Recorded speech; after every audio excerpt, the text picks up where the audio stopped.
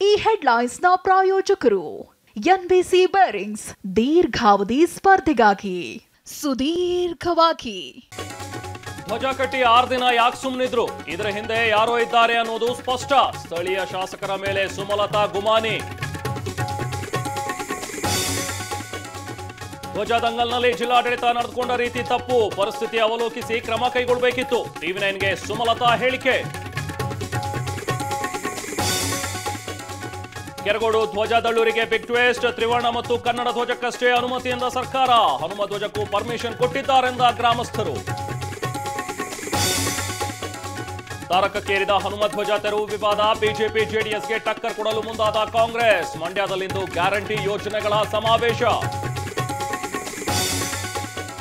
ಸವದಿಯನ್ನ ವಾಪಸ್ ತರೋ ಜವಾಬ್ದಾರಿ ಎಲ್ಲರ ಮೇಲಿದೆ. ಕೇಂದ್ರ ಮತ್ತು ರಾಜ್ಯ ನಾಯಕರ ತೀರ್ಮಾನ ಮಾಡ್ತಾರೆ. ಅಣ್ಣಾ ಸಾಹೇಬ್ ಜೊಲ್ಲೆ ಸ್ಫೋಟಕ ಹೇಳಿಕೆ.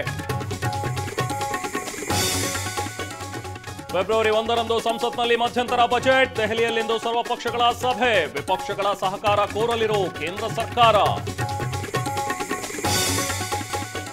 ಚಿಕ್ಕಮಗಳೂರಲ್ಲಿ ಬೀಟಮ್ಮ ಗ್ಯಾಂಗ್ಗಳ ಉಪಟಳ.